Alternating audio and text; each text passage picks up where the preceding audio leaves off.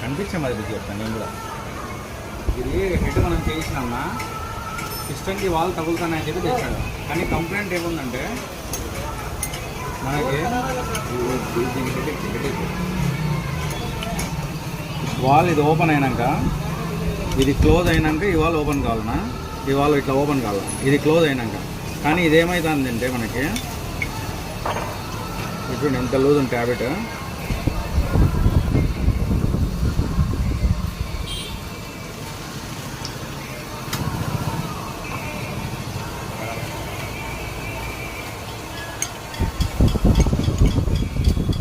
ఇది క్లోజ్ కాకముందే ఈ వాల్ ఓపెన్ అవుతుంది అనేది, ఇది క్లోజ్ కాకముందే ఈ వాల్ ఓపెన్ అవుతుంది.